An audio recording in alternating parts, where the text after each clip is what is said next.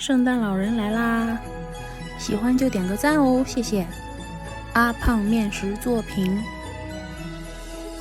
先搓一个脑袋，红色面皮擀成椭圆，然后对折一下成帽子。再搓一个红色的身体，然后加上2条腿。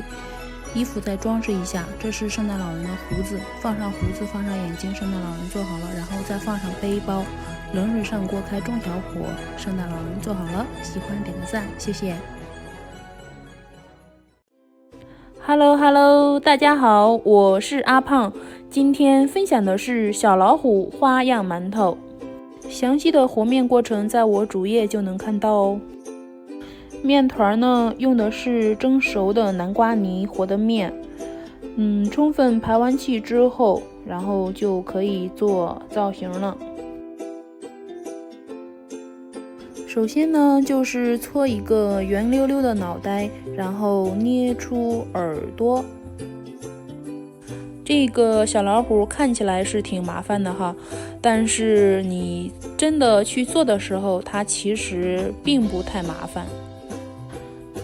把该准备的都提前准备好，然后呢，你就可以很快的完成一只一只的小老虎。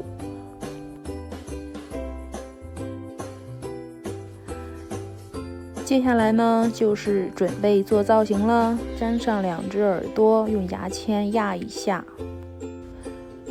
粘不住的时候，可以蘸一点清水哦，放上头顶的王字。戳出眼睛的位置，放上红豆，然后再放上胡须，用牙签扎几下，这样更形象一些。再放上鼻子，再放上调皮的舌头，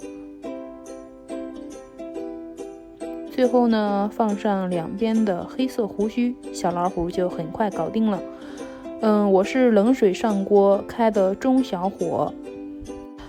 如果是做给孩子吃的话，里面可以包进像奶黄、豆沙这样的馅儿。